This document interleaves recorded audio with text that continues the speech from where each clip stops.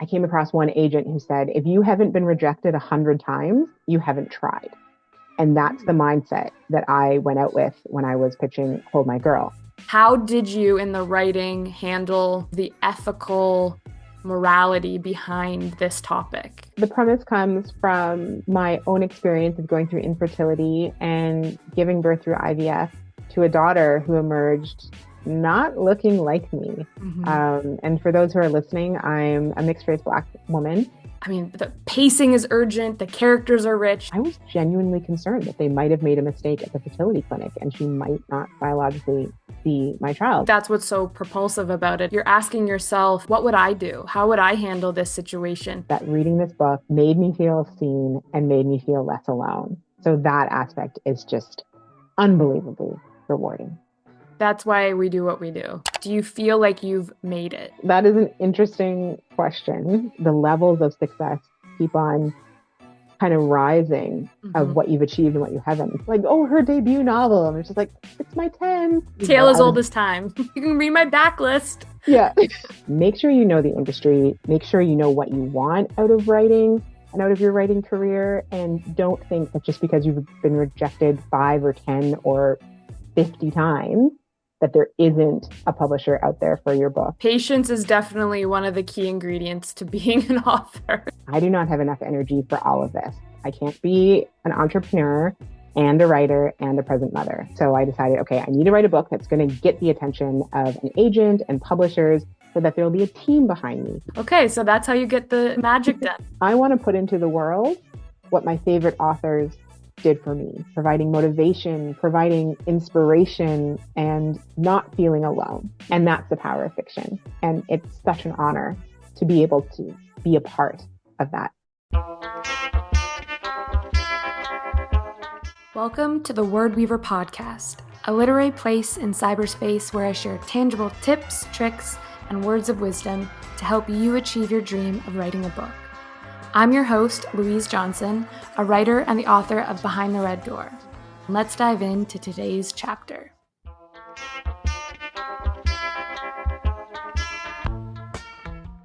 Welcome back to The Word Weaver. I'm your host, Louise Claire Johnson, and today we have author Charlene Carr on the podcast.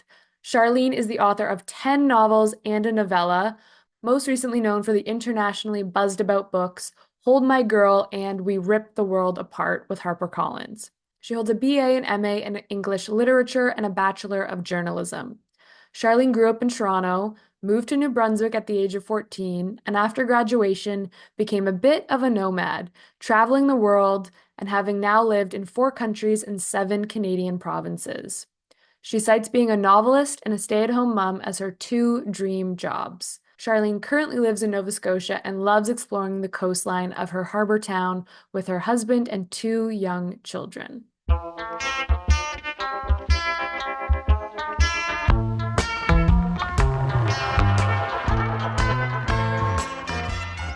Charlene Carr, welcome to the Word Weaver podcast. I so appreciate you being here today. Thank you for having me. So I think the first time that we met, actually, I don't know if you remember this, was at Tabbouleh in Leslieville at an author dinner. Yes. And you told me then the premise for what became Hold My Girl. It hadn't been published yet. So it's so exciting now getting to talk to you. 2 full published books later, both coming out. January 2023 was Hold My Girl. January 2024, you had We Ripped the World Apart, and you've just been taking the literary world by storm. So I'm very excited to get to pick your brain today. I'd love to start off with kind of just going back to the beginning. And it seems like you've been a lover of books, a reader from a very young age. You seem to always know that writing was the vocation you wanted to go after. Tell me about your journey to becoming a full-time author and how you are the author of 10 published books, a novella, a mother of 2. How did that whole journey get us to where we are today? Sure. So as you said, I've always wanted to be an author. I love stories. I love reading. I love writing. And I've been doing that since I was a young child. But I always thought that being an author would be kind of on the side. You know, when people ask you what you want to be when you grow up, it was, I want to be a teacher and an author. I want to be I don't know, veterinarian and an author. I want to be a social worker and an author. And I didn't even think that I could, just kind of be an author. Right. But after my grad studies, when I decided I didn't want to move on to a PhD because I loved like literature and not kind of all of the other stuff that comes on with being a professor, like getting grants and writing articles and all of that. I just wanted to teach and I wanted to soak myself in stories. And that kind of reminded me too of how much I love stories and how I really wanted that to be a big part of my life. So I actually sold my house so that I would have kind of a buffer. And I started my own communications business with the idea that I would use all the wonderful free time I had to finish my novel and try to get it published. And of course, I had no free time. I was No. working way more than I had been working when I was, employed for someone else. But I did finish my novel and I didn't end up getting it published. I'd only, tried to send it out to maybe 3 or 4 local publishers and they didn't take it. And I thought like, oh, well, I guess that's it. And a friend encouraged me to try self-publishing. And so this novel that I'd spent 10 years working on, I was like, no, I can't send that because I came from, academic literature world. And at the time, this is like 2012, 2013, there was quite the stigma about self-publishing. And so I wrote a new novel to try that with, and I actually loved it. I loved being able to interact with readers right away. I loved the fact that, I didn't have to worry about the gatekeepers. I could just write a book when I Yeah. felt it was ready, put it out there, and I'd have feedback to tell me whether, it was any good from readers. And the readers were loving it. My reviews were great. And Amazing. so I just kept doing that. And it was so much fun. But also, I was making basically no money. Yeah. And, Tale as I was, old as time. yeah.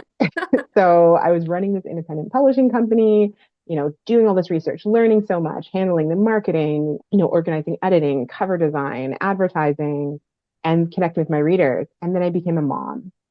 And I quickly realized I do not have enough energy for all of this. I can't be an entrepreneur and a writer and a present mother. So the only thing that could go was being an entrepreneur.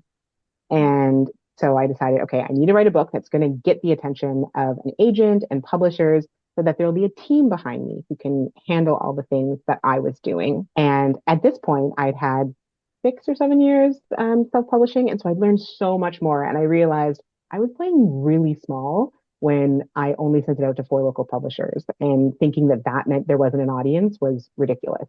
And at that point, I hadn't really even read any kind of commercial or maybe a bit of upmarket fiction, but definitely never commercial. Pretty much everything I knew was classics and what you'd study in university. And I wasn't quite writing that at the time, but I didn't know, oh, there's like tons of people who are writing that and there's tons of readers out there. But by the time I became a mom, I knew all that. And so that was kind of the switch. And Hold My Girl was the book that I wrote with specifically a mind to get the attention of an agent and get the attention of big publishers so that hopefully I could actually make a living with my writing and not have to go back to kind of a 9 to 5 once my daughter was in school. We had that as our set point that if I wasn't making kind of a decent income that I could be making at a 30-hour a week job by the time my daughter went to kindergarten, then I would go back to work. So That is so smart. I have so many questions that I want to jump off from that. I like that you kind of had this deadline of, okay, if I, this is like the make or break it, figuring that mhm. out as a new mother. But I want to go, what was the title of your very first book that you self-published? That I self-published. So it was originally called Skinny Me. Yeah. And when I wrote it, I thought it was going to be a standalone. And then it ended up being a 5 book series. And all the other books in the series like had kind of similar titles, but Skinny Me stood out. So now it's called When Comes the Joy, which makes it line up more with the other books. Amazing. It's kind of like you created your own over those 6 or 7 years since you self-published, you figured out the whole publishing industry. And what I think is really interesting is the fact that, okay, you sent it out to 3 publishers and thought, all right, that's it. No one wants it. Hmm. But it's because this industry is so mysterious. And I think you just talking about your trajectory is so important to show, look, I didn't even really know what I was doing back then. I think so many people don't know. try your hand at self-publishing, and now you're this huge traditionally published author. It's kind of like you had your own, I mean, a university degree is what, 4 years longer if you're doing a PhD. You kind of did your Mhm. own PhD master's program of figuring out this whole industry I think on you your can maybe own. say that. Yeah. Yeah. So if you would go back to that time, what would you tell yourself? Would you do the same thing? Would you have pitched to more traditional publishers? Do you wish you had kind of stayed in that traditional lane longer with your first book, or are you kind of happy with how everything happened? So I think I would advise other people to Mhm. not take the route I took and to really try. And so when I was looking for a traditional publisher, all those years later, I came across one agent who said, if you haven't been rejected 100 times, you haven't tried. And that's the mindset that I went out with when I was pitching Hold My Girl. And so I don't regret what I did because I learned so much. And, who knows if I would have found a publisher back then, or maybe I would have, but maybe, I wouldn't have all the knowledge that I have now. Hold My Girl wouldn't have existed as it is because that story the premise is inspired by my own life of going through IVF and having a daughter. And, at that point in my life, that hadn't happened yet. So I couldn't have created that story. So I don't regret, I wouldn't change anything for myself, but to others, yeah, make sure you know the industry, make sure you know what you want out of writing and out of your writing career. And don't think that just because you've been rejected 5 or 10 or 50 times, that there isn't a publisher out there for your book if that's how you want to, the route you want to take, and that there aren't readers. Because it could even be that, an agent or a publisher loves your book and would love to publish it, but someone on their roster writes something really similar and they can't have that competition. There's so many reasons why people say no. Yeah. Yeah, it's such a subjective industry. So it's personal, it could be timing. You never really know the reason. So I completely agree. And I like that advice of going out to 100 different publishers. So you mentioned motherhood is a big theme in actually both of your recent novels, particularly Hold My Girl.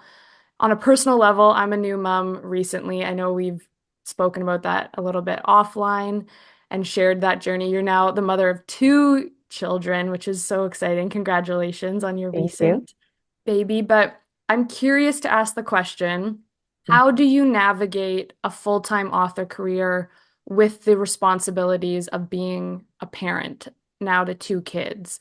How do you decide what to devote your time and energy to during the day when you look at your full calendar year? Do you have any kind of secrets to share? So it's hard. Mhm. It's very hard. It's really different now that I'm the mom of two as well. So when I was writing Home My Girl, it wasn't really a job yet. I treated it as a job, but it was more of a hobby that I wanted to turn into a job. And so, I wrote during naps, and my daughter was not a great napper. A lot of Hold My Girl was written in 15 to 25-minute chunks, and I'm not joking. Wow, Yeah. And so the way that's that I was impressive. able to do that is I outline very extensively. And so Okay. at least each day when I sat down to write, I had Mhm. a very strong idea of what was going on the page. So I wasn't sitting there wondering, Mhm. and in 25 minutes, I'm a decently fast typer. If I'm on a groove, I can write 500, maybe 600 words. So that all adds up, especially when I'm doing a first draft. I have kind of very stringent guidelines for myself. So mothering comes first, whether it's getting my daughter up, nursing as she was older, getting her off to school. But then with the creative energy I have, I want to devote that first to my writing. So that means no checking emails, no going on social media. I like that. I type first and I get as much as I can out until I have to check, Right. because there are other responsibilities that come in line with having a publisher and contracts and all All of the that. admin. Exactly. Right now, with the second baby, I am fortunately still very lucky in the sense that my husband is on parental. And so I'm sure, as you know, well, I'm breastfeeding. And so with a breastfeeding baby, there's only so much your partner can do. Right. But it is very helpful that he's here. Like right now, she just woke from her nap and he took her. When he goes back to work, I know that it's going to get a lot more difficult. But I also know from having my first child when my husband was not off and I was writing that you can find those little pockets of time. Mhm. And for me, I always try to make sure that that goes to the writing first with my first energy. And then if I have more time later in the day, maybe that's when I'm doing things on social media or that's when I'm replying Yeah. to, readers or people who are looking to see if I can go to festivals or anything like that. I Yeah. said the only thing that kind of comes before the writing might be finished is if something from my agent or my publisher is very time sensitive. But Yeah. I will always give my writing the first time, and then I'll maybe check that Smart. from my agent or publisher, and then if I have more time, it's for writing again. That is very, very smart. You do your deep work first, Mm-hmm. and then everything else, kind of the lighter menial tasks, I guess you could say, Yeah, second. And very impressive that you're able to work in those short times. And I think the key is what you said is having an outline. So you're not wasting any time. When you're sitting down to write, you know where you're going, you have the blueprint right in front of you. exactly. And before I started using outlines, I mean, sometimes I'd be sitting at my desk for 30 to 40 minutes Yeah. thinking, what's coming next? I don't know where the story is going. And so, like, the efficiency of outlining, also, I just, very rewarding to be able Yeah. to sit down and know you've got something done. And like sitting at your desk and wondering what's going to happen is work. Yes. But honestly, just as I found as a mother, I don't have time for that kind of work anymore. Yeah, I completely, before I had that time to languish, sit there, let the ideas percolate. I could spend all day on my project and let it flow. And oh, I had all these creative ideas. But like you said, we have to be so efficient now. We don't have that time to sit there and ponder for 30 minutes. That's kind of Mhm. your whole writing session. Okay, so that's how you get the magic done. I like to know all this. Delving off of that, I'd love to talk about Hold My Girl, one of my favorite books of 2023. Hands Oh. down, amazing, amazing. As soon as you told me the premise, I pre-ordered it because I just thought it was so ingenious. Basically, the premise of Hold My Girl, if you haven't read it already, it's about two women, their eggs are switched at a fertility clinic through IVF, kind of the moral, ethical dilemma of going through this custody battle of having the wrong egg implanted into a different woman. And I Hmm. think fertility issues, motherhood, these themes are so common, but they're not actually always overtly spoken about because there's a lot of underlying sensitivity. So you touched on it a little bit, but I'd love for you to share more about the premise, how it was personal to you, how this idea was sparked, but then also the writing of this book. I mean, the pacing is urgent, the characters are rich. I just love the whole concept. How did you, in the writing, handle the ethical morality behind this topic? So the premise comes from my own experience of going through infertility and giving birth through IVF to a daughter who emerged not looking like me. Hmm. And for those who are listening, I'm a mixed race Black woman and my husband is white, but my daughter, my firstborn, she just like 100% looked like a white child. Like you couldn't see anything in her that made her seem like she was mixed. Her hair was blonde and thin and straight. Her eyes were gray, which we hadn't known about in either side of our families. And just her facial features. Everyone say she was a spitting image of my husband. Nobody thought she looked like me, except for my mom. She was the only one. Yeah, Maybe that's because she looked at me so much as an infant. I don't know. right. But yeah, and then so it wasn't until about 6 to 8 months that her features started shifting and we were seeing more of me in her. But before then, I was genuinely concerned that they might have made a mistake at the fertility clinic and she might not biologically be my child. And so the biggest thing for me in that was the fact that even if that had happened, I still 100% felt like she was my child and I would not have wanted to give her away. But I also recognize that if that were the case, there would be some other woman out there who'd gone through all the infertility struggles and just turmoil. And like, it is rough. Oh, And, I'm raising her child, and maybe she had a child from IVF, or maybe she didn't. And just what would I have owed to that mhm. woman? And so when my daughter was a year, I decided, okay, it's time to start writing again. And as I mentioned earlier, I knew I needed a topic that would really grab the attention of agents and publishers. And I was in my kitchen and I was kind of thinking of ideas with my husband. And this one came up and I said it and he just kind of looked at me. And in that moment, I knew myself and I said, like, this is the one. This is the topic that's going to, bring attention. And I don't know how many times I've said that kind of little one liner to people and they go, oh, Yeah. Lightning strike kind of moment. I don't know if I'll ever come up with a premise quite like that again, but I'm certainly glad I did when I did.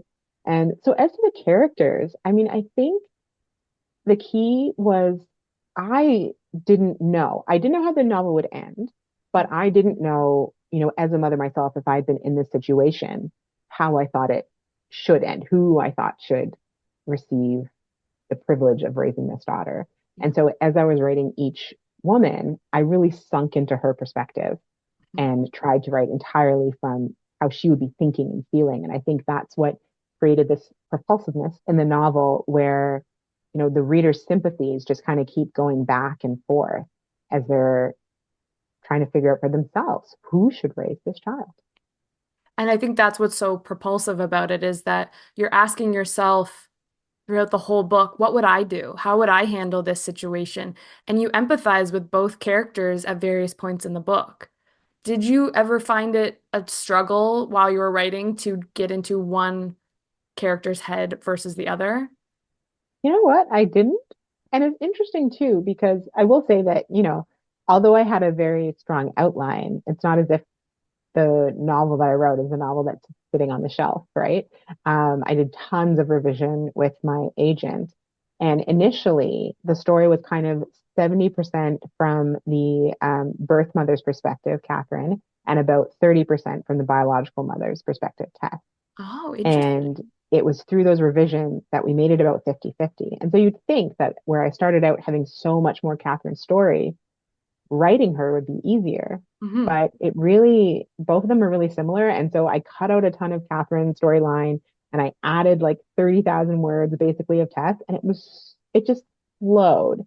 So I don't know why in particular, but yeah, it might be, I think, because I really dug into the flaws of both women. Hmm. And in doing that, they became so real.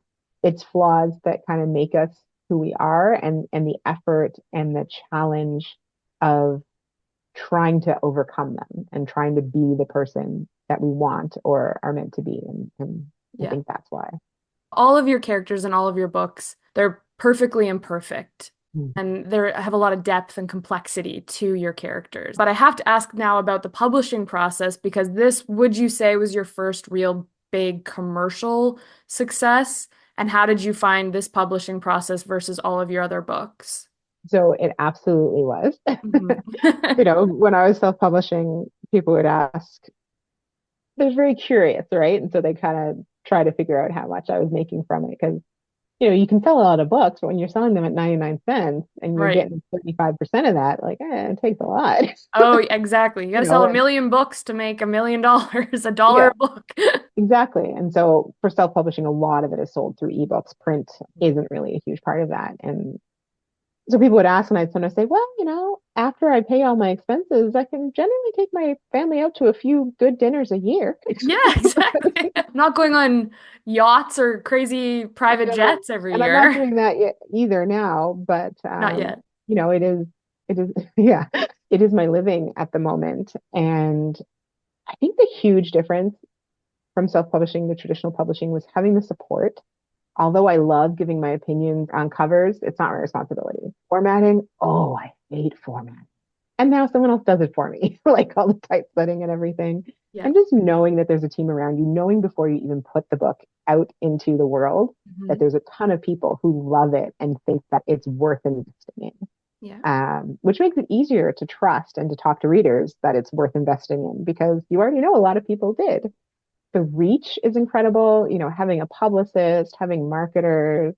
I've had opportunities that I never even came close to having when I was self-publishing. One of the things that isn't as fun is the wait.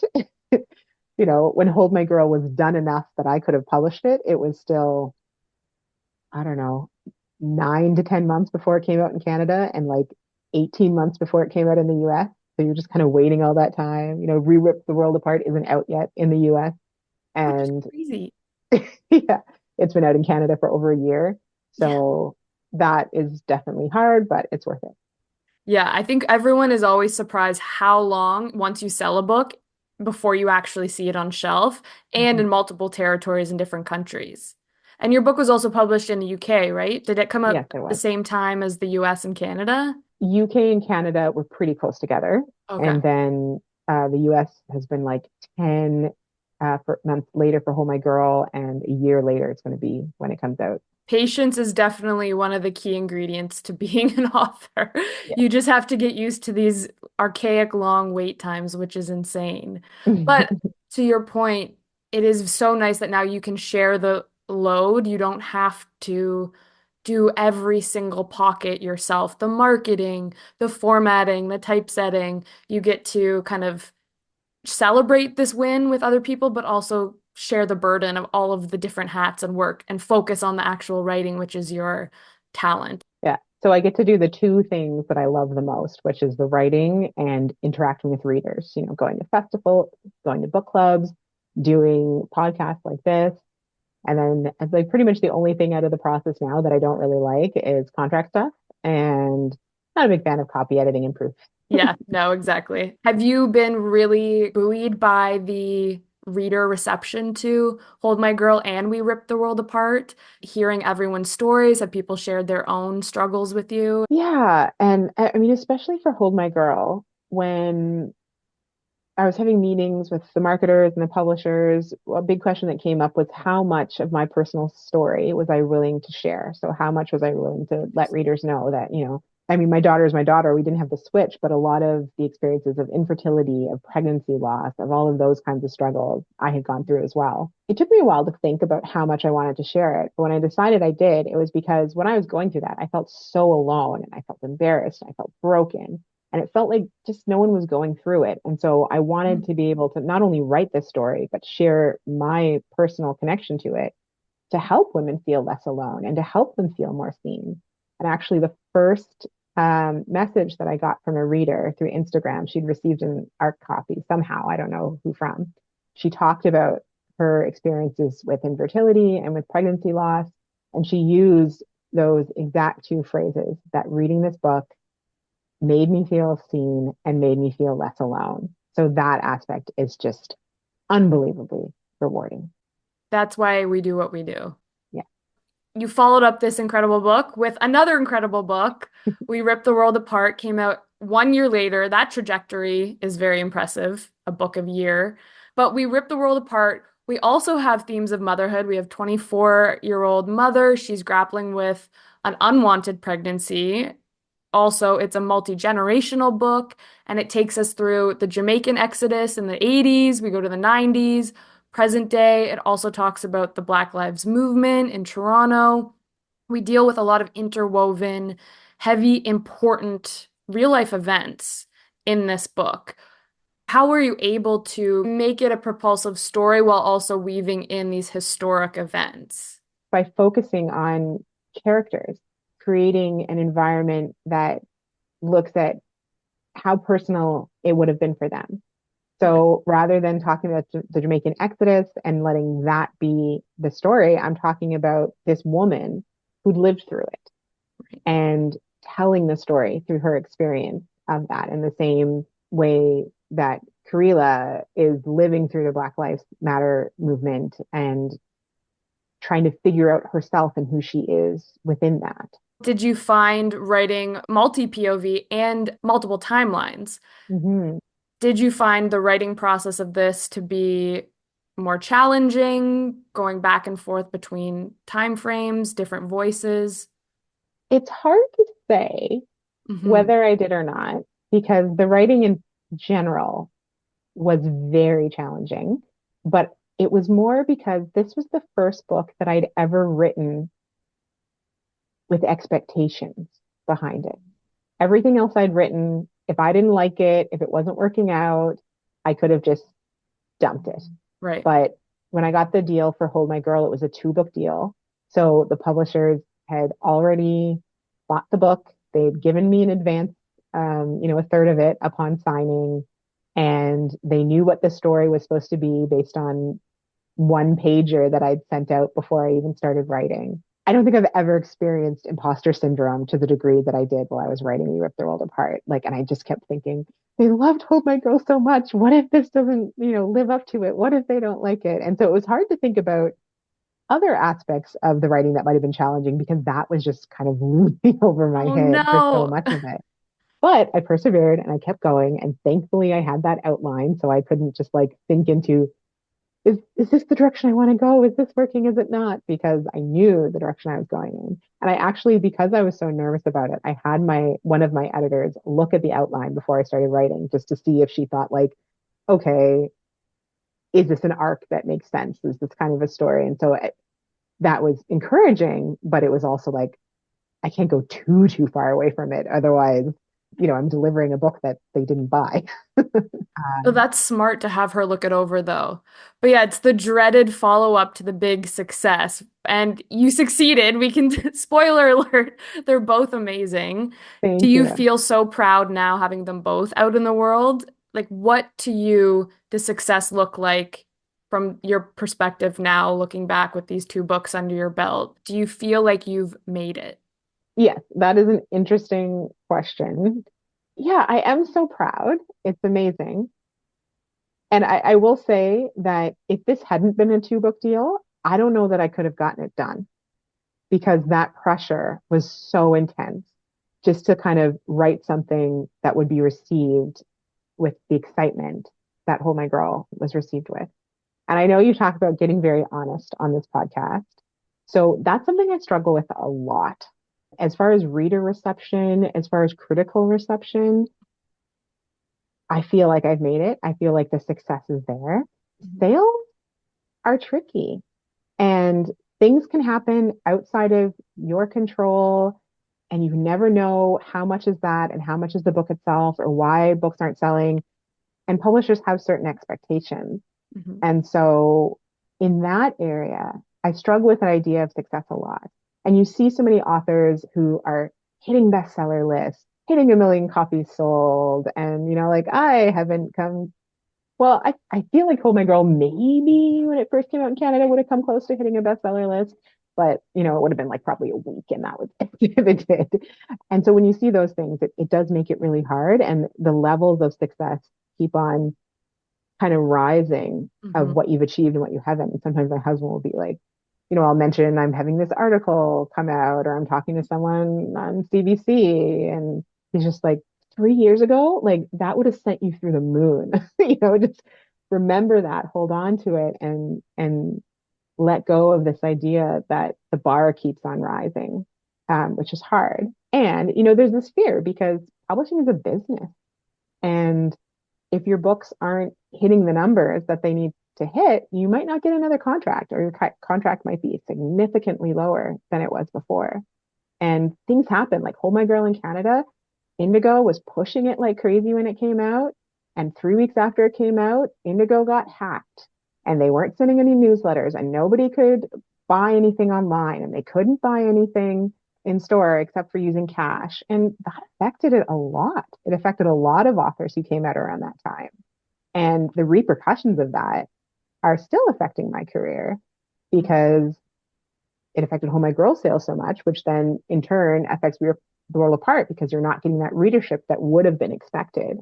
Right. And so all of that can play such a role. And, for any authors who've been through something like that, I've talked to some others who've had that affect them too. Mhm. I think it's just as you're talking about going back to the successes that really matter outside of like being able to feed your family and keep the lights on, because that matters too. Yes, it does. But as an author, as a creative, in that Mhm. having readers connect with your story and have it move them, have it maybe teach them something or think about things in any way. Yeah. I did this book club last week with a group of women. A couple of them are asking, like, the things that happened when we ripped the world apart. They're like, but, was that very exaggerated? Do things like that actually happen in Canada? I Yes. had to sit back and say, yes. And some of those things happened to me and happened to people that I know. Like, obviously, I fictionalized the situation, but Right. it's real. And there's a room full of women, half of them probably, maybe not half, but some of them who just didn't realize this type of thing was happening in their country. And now they do. Yeah. And that's the power of fiction. And it's such an honor to be able to be a part of that. That's a very good point too, because I think a lot of people think like systemic racism, oh, that's an American issue. Hmm. But We Rip the World Apart really shows, no, this is happening in our own backyard. This happens in Canada too, far often, microaggressions, not just kind of on these big political scales or at rallies, but there's hidden violence still going on every day. So I think it's very important that you're shedding light on that from a Canadian perspective. Hmm. But just to go back briefly to the idea of success, I think that's such an honest way to talk about it.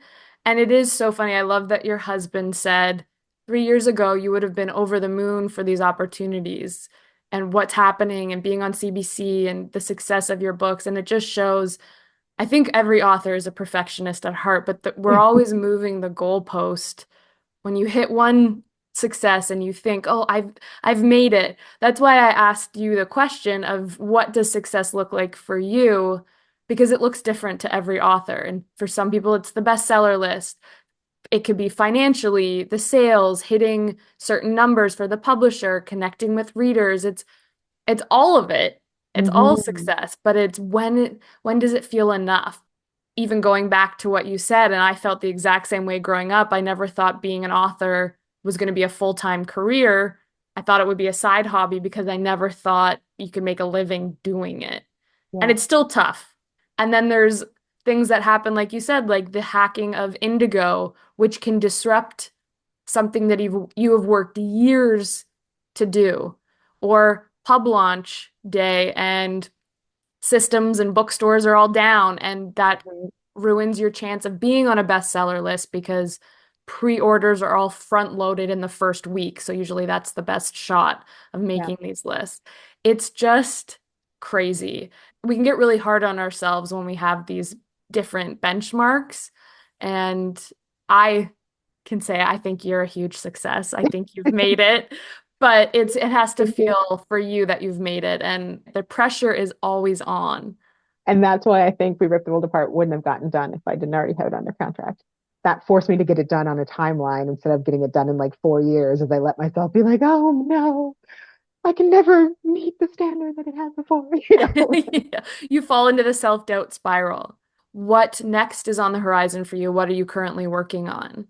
So I do have a book that I'm working on, and it is a kind of like a platonic love story, a story of female friendship, and set against the backdrop of cold water surfing in Nova Ooh. Scotia. I'm very excited about it, and it's going to be very different from my last two books. Part of that is for my own well-being and mental health. You've read, Hold My Girl and We Rip the World Apart. They're very emotionally Mhm. intense books. And I pulled from personal experience for a lot of them. And I've had readers ask, like, what did you do for your mental health while you were Yeah. writing these? And for Hold My Girl, there were times where I'd take a month or 2 months away from it because it was just so hard to dig in and put this stuff on the page. For We Rip the World Apart, I didn't have the time to do that. When it was done, I said the next book, like, it's not going to really be pulling from my life. It's not going to be pulling from trauma. Yeah. So in many ways, it's a more lighthearted story. Yeah, it was really interesting because it didn't pull from my life. And I'm not a surfer. I've never surfed. Really delving into that was interesting. And I'm just kind of at the point where actually I just sent it off to my Canadian editor. I'm going to be, Congratulations. That's thank you. huge. I'll be getting feedback soon and hopefully, really doing the work to make it shine. And yeah, Oh, that's exciting. So is it set in Lawrencetown, can I ask, in Nova Scotia? yes. Oh, very cool. Oh, I can't wait to read that. Do you find though now you are writing for, or you feel the pressure to write for an audience, or are you finding you're able to kind of explore your own curiosities in a way? Like you're curious about surfing, so you're going to Mm. research that and put it in a book. I don't think I feel any pressure to write toward kind of genre. Hmm. And it's not a romance. It's when I said love story, it's like platonic. It's like a friendship, like a female friendship, their love story. And I Yeah. don't know if you can relate to that, but like in some ways, the friendship relationships that I've had with women through my life are more kind of intense and I don't know, formative Mhm. and just essential to my life than like even my relationship with my husband, which Yes. is very strong and steady and, has been there. But it's the female friendships that I think have shaped me in ways that my relationship with my husband hasn't shaped me at all. Yes. It's just kind of, he's my partner and that's great. And, I Right. love him and we have romance, but yeah, it's just different. Fills a And different role, a different need in your yeah. life. Yeah. And so I'm exploring that. I think where I do feel maybe some pressure is to be on brand for Mm. what I've written before. Hmm. And so this book leaves the brand a bit, but I found other ways to kind of weave that in, Yeah. speaking about motherhood and female relationships and the Black experience. Very For important. example, that is probably in the book a little more than it would have been if I wasn't being mindful of like how my publishers choose to market my book and Mhm. how even media speaks about it and what would the reception be if I don't know, like just I had a character in there who wasn't black or Right. like none of my characters were black or something like that, right? And so it's That's hard to interesting. know how much is natural and how much is being kind of attuned to that and making sure that you're to at least some small degree fulfilling expectations. How do you feel about that, though? How do you feel about how they're starting to shape you and create you as a brand now? I mean, there's some appreciation in the fact that it shows or it means that I have kind of a following, Yes. that Oh, people yeah. care enough about my stories to expect and to want something more from me. I don't like the idea of being pigeonholed. I'm very early on in my career, even though I'm writing my 12th book in many ways to many readers. The book that I'm working on now is my third, as far as just people being aware. Like often people will say, Hold My Girl, like, oh, her debut novel. And it's just like, it's my 10th, Yeah. you know? You can read my backlist. Yeah. But I do have to recognize that to most people, like Yeah. Hold My Girl is considered my debut. And hopefully when I'm 4 or 5 or 6 books in with publishers and I kind of feel like, okay, this is going to continue happening. It's not going to be ripped away from me. Like I'm a writer who publishers are going to want to continue publishing, regardless of how much money I make for it. Right. I'll maybe feel like I can kind of do what I want. I think of Emma Donahue, who is incredible and I love, and she writes whatever she wants. Like there's The no dream. theme or there's no like continuity. I mean, maybe there is as far as thematic things that she talks about, but as far as like plot and topic goes, she goes from like Room to The Wonder, which is like totally different time period, exploring totally different things. Yeah. I haven't read Learn by Heart yet, but so varied. Like outside of her amazing writing and style, like if you're just looking at subject matter, you'd think it was a totally different author. So like that is my goal one day to just be like, I want to write something that's set in, the 1200s. And then the next thing I want to write is set in 2075. Like just be able to do that. Emma Donahue is a very good example, being able to write what you want, which is such a privilege and the Yeah. ultimate goal. You have to write something that you're passionate about. Yeah. These past two books are pulled from personal experience, so you are all, of course, going to be extremely passionate. They are very personal to you, different parts. They're not autobiographical, of course, No. but Yeah. that's what I always find interesting when you kind of go into genre and you get pigeonholed. You have to really care about that subject matter because it's not like a work project where you tie it in a bow and it's done in a few Mm. months. You're going to be returning and talking about that for years to come. So now I have to ask you because you did touch on for We Ripped the World Apart throughout the writing process that you felt the imposter syndrome and following up a big hit with another big hit, that pressure. How did you handle it? How do you handle imposter syndrome and writer's block? Do you have any tips? I think the biggest way that I handled it was the fact that I had a deadline and I'd already been paid and I didn't know it would happen if I didn't have the book ready. Perfect. So Yep. I just had to That'll do write. it. And then also, actually, what I did a few times, I forgot about this, and I used to do it in some of my books previously, is I have a file that I call motivation. Mm. I haven't gone into it in a while, but I did go into it once or twice while writing We Rip the World Apart. And basically, they always tell writers not to read reviews. I used to read everything. Now I read way less. But when there's a really, really great one that resonates, and you can just tell that the reader got what you were saying, or they expressed some way in which it improved or changed their life. And I've, actually, in this file, I also have some emails and some like social media messages that I gotten from readers. Hmm. So I have it in there. And so if I'm going through a day where I just feel like I can't write, or, everything I'm writing feels like trash, and the first draft, there's nothing wrong with it being trash. You get words on the page. But I go to that file and I read through some of them, and it just reminds me, like, that is why I'm doing this. I'm not doing this because of sales numbers, or at least, that's not why I got into it at all. I want to put into the world what my favorite authors did for me, That's providing comfort, providing motivation, providing inspiration, and not feeling alone. mhm. That's what I want to do. And that's why I started out doing this. And that's why I want this to be my job until I, can't see anymore, or my fingers are too arthritic to type. Yeah. And also going back to that first draft thing, when you are feeling that imposter syndrome, Hmm. just remembering first drafts are messy, and that's Hmm. fine. And there are very few writers who their first draft is something that'll be seen. And also remind yourself that you're judging your writing on the final draft of your previous work. That's not Good fair to point. yourself. That's not fair to the story. I was judging We Ripped the World Apart on Hold My Girl, which I had edited and revised and everything for like a year, and then went through 6 months of revisions with my agent, and then went through, another month or so of revisions with my editors. And so to compare them, it's just ludicrous.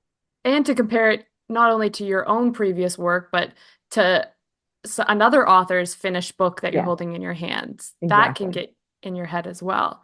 Mhm. So I really like that. Going back to your why, basically. Why are you doing this in the first place? And you have a motivation folder. I have a kind words folder. Exactly Okay. the same thing, very similar for those rainy, sad days where I need that boost of motivation. I would love to end with a little bit of a rapid fire. Okay, here we go. So, what book is currently on your bedside table or top of your TBR pile? Okay, I'm reading an endorsement book right now. So I guess the next one that I'm really excited about reading is By Any Other Name by Jodi Picoult.